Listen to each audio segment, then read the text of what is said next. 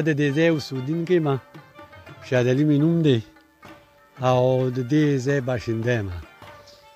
داسې خبره ده چې دا دلته دا چینه چې کومه ده دا د ډېرې زمانې ده. زمونږ د نیکونو نه هم مخکې دا چینه دلته خدای پاک پیدا کړې ده. دې ته د غر په لمنه کې ده. دې ځای ته خلک سیل هم راځي او پروګرامونو هم راځي. خو خبره دا ده چې دې چینه کې الله تعالی یو شفا اچولې ده چې د چا د سکین بیماری وي، مطلب دا د خارښ وي یا څه نور څه داسې بیماری پې لګېدلې وي، نو چې هغه دلته راشي او په دې باندې ولامبي نو الله تعالی ولې شفا ورکړي.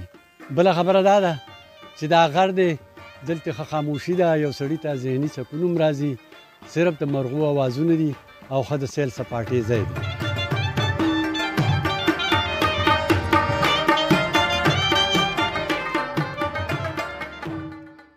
زما سلمان اختر نوم دی، وی سی جلال سره مې تعلق دی. دا چې مونږ کوم ځای ولاړ یو دې ته وي پمونې چینه او ماشاءالله ډېر ښکلی دی، ښایست والله الله پاک قدرتي ورکړی دی. نو دلته جمعې پرواز، اتوار پرواز ډېر ملګري یاران دوستانه که د ثوابینې که د رستم نه دي او که د مردان نه دي، نو ټول ملګري اکثر چې دی راشي او دلته خپل پروګرام وکړي، د چینې نه خوند والي.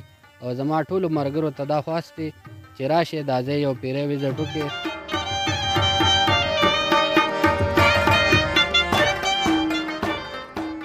په دې کې چینی ډېرې زیاتې خو چونکې دا پمنو چینو دا ډېره مشهوره ده او ډېره ښایسته پوینټ کې ده او شینکي دي او قطع هغه ځای زموږ چې کوم دی وایلډ لایف ډپارټمنټ والو یو ګیسټ هاوس جوړ کړی دی.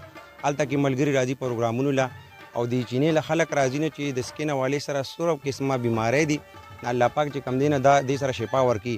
ریکویسټ مې ډپارټمنټ سره دی، ټوریزم ډپارټمنټ دی، نو ډپارټمنټ چې هغوی راشي دې له توجه ورکړي. ښکلي اوبه دي، د کلونو نه راځي، بلا خلکو ته پیدا واخیسته نه دې له هېڅ قسمه توجه نه ورکړې. تاسو واپله وګورئ دې په ټول شین ماحول دی، خلک چکر له راځي. نو ډپارټمنټ ته دا زما ریکویسټ دی چې هغوی دې کې دې له توجه ورکړي. مننه.